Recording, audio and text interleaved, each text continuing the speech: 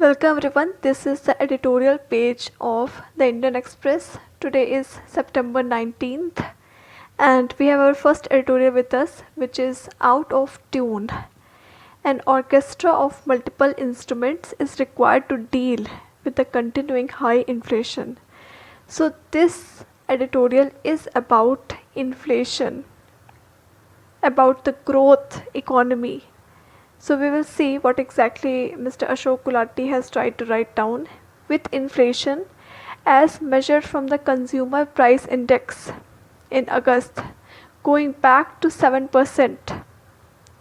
So inflation was 7% in August, and if you see at the wholesale price index, it was 12.4%.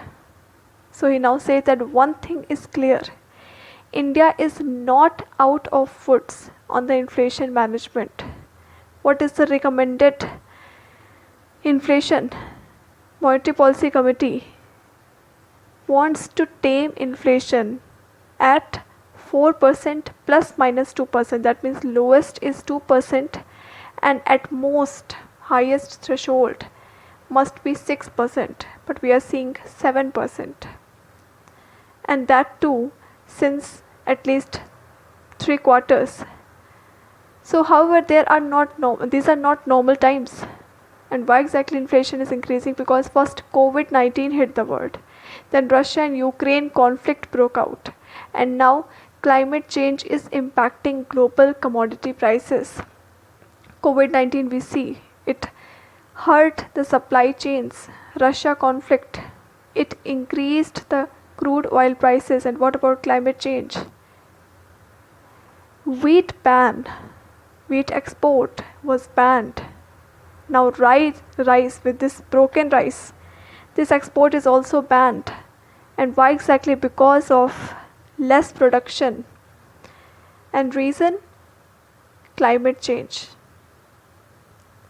Although RBI and MPC have been entrusted to keep inflation with this 4 plus minus 2% band, which I explained, from a macroeconomic perspective, it cannot be the sole objective. This means that only keeping inflation at 4 plus minus 2% cannot be the sole objective. What else is needed? Inflation's likely impact on GDP growth must also be considered. What is the impact of this inflation on GDP? This also have to be considered. Monetary policy, though very important, monetary policy is also very important, but it cannot tackle inflation alone. In India, food and beverages have 45.86% weight in the CPI basket, which is Consumer Price Index basket. This food price and beverages price, if they increase, then inflation increases. Therefore, monetary policy has to work in tandem with fiscal, trade and tariff policy. It has to work with fiscal, trade and tariff policy, all of this in one sync.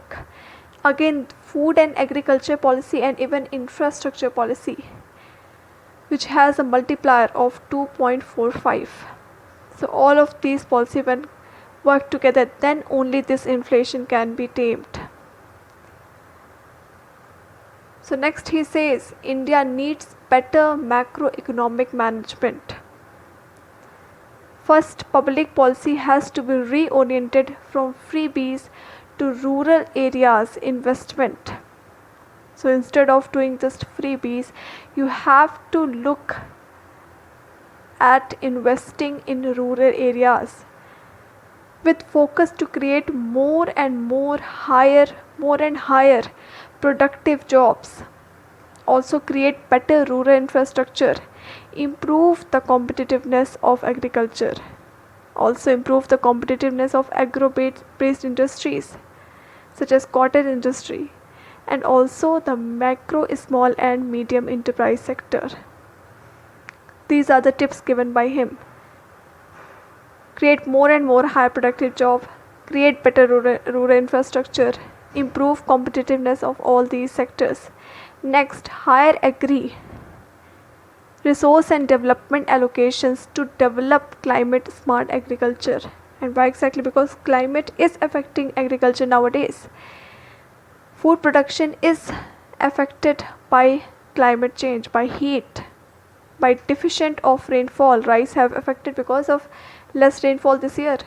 So that is why we have to develop climate smart agriculture. And this will increase the supply response of food supplies. Stable and higher farm productivity. So you have to make it stable and make sure that there is higher farm productivity even in the face of climate vagaries, even if climate changes. Also you have to look at climate change, but he says that even if the climate changes, then also you have to make sure that there are climate resilient productivity. This will be critical to tame food inflation, which is the dominant component. We have seen 45.86%. This contributes to inflation. So make sure that more productivity is there in agriculture so that inflation comes down. Next come our editorial, which is a big cat mistake. Cheetah project could take away resources from more crucial conservation needs. What exactly that means? He is talking about Cheetah project, the introduction of cheetah from Namibia to the Kuno National Park, Madhya Pradesh. He, whose name is Ravi Shilam, he is pointing out some mistakes that government is doing. And what exactly are the mistakes? First is the action plan. He calls that these people who have made this scheme have not in-depth analyzed the action plan, which is the basis for implementing this project, has weak scientific foundations. He's talking that even in the best of habitats, cheetah exist in very low densities of around 1 per 100 square kilometer. So that means that if you take an area of 100 square kilometers, then only one cheetah can make that area as his habitat. So there's very low density. And the established population is expected to number 21 animals. India is expecting to make the population from the 6 to 21. This is unrealistic expectation. And why? Because the area is limited to Kuno National Park, which is only 748 square kilometer in extent. So if you think about it, just divide 748 by 100. How many cheetahs can live? 7. But he is predicting more. He is saying that can at best accommodate about 10 adult cheetahs. So if you take 748 square kilometers and one cheetah at least takes 100 square kilometer in its own habitat, then 7 is the least possibility, but 10 can be the most, or you can say the best possibility. But the most recent comments by those involved with the effort have placed a much higher number of cheetahs having to be introduced to establish a population in India, estimated as high as 500 to 1000 cheetahs, which is worrying.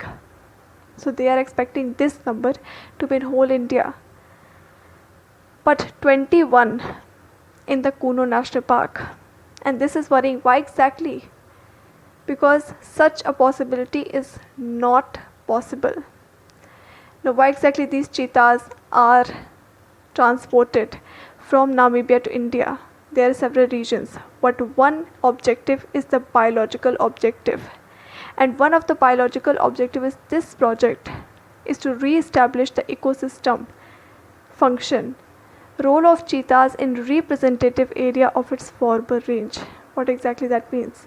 It means cheetahs are introduced in India to preserve the ecosystem, to make sure that they play their role, what they are made for.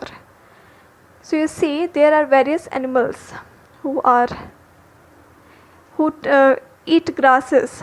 So because of their increase in the grass feeding animals, the grasslands are becoming extinct. So that is why cheetahs are introduced, so that they can prey on these animals and our grassland will be protected and to maintain that food web and also the food chain. On the contrary, project will be a major distraction and divert much needed attention and resources from priority conservation initiatives that are part of India's National Wildlife Action Plan. This is saying that if this project is launched, in fact it has been launched, but this project is a major distraction and also it is diverging the attention and resources from these initiatives, these priority conservation initiatives that are part of India's National Wildlife Action Plan. He is now saying that if the government of India is so serious about the conservation of grassland and open forest ecosystem, then it should delete these habitats as a category from the Wasteland Atlas of India. Now, what is Wasteland Atlas of India and how and why exactly it should be deleted? So Wasteland Atlas of India. It's you can say report that is released by government. And what exactly is a wasteland? Wasteland is an area that is not particularly used for the means that it was predicted to be used. That means it is of no use, but it can be transformed to make that into use. So this is a wasteland. For example, the swampy areas, the overgrazed lands, these are called wasteland. And a lot of forest area is in the category of this wasteland. So if you want to rehabilitate this land, then make sure that you delete those areas from wasteland and make them forest again by plantation, by reviving it. He says that this would be simpler, quicker and more efficient way to provide enhanced protection to these habitats. It does not require African cheetahs to protect these habitats. What are these habitats? Grassland. He's talking that just delete these forest land from wasteland and make them forest again, make them grassland again. Why do you need them African cheetahs to protect these habitats? And he's worried that how will 21 cheetahs present at a single site, that means Kuno National Park, and that too after 15 years, because now there are only 6. It is expected that they will be 21 by 15 years. And he's asking that how these 21 will be able to conserve grassland across India, all over India. These are only in the Kuno National Park. Now he is trying to figure out the 2018 Supreme Court order. He said that there was an order, and now you see these cheetahs are introduced in the Kuno National Park.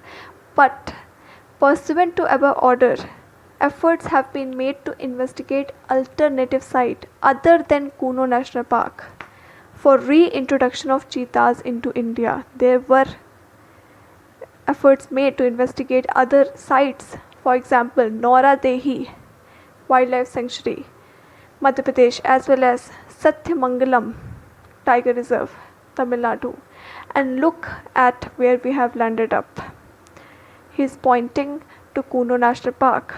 He says that these two areas were as much efficient, as much they were, you can say, eligible for introduction of cheetahs, but we have only landed up in Kuno National Park.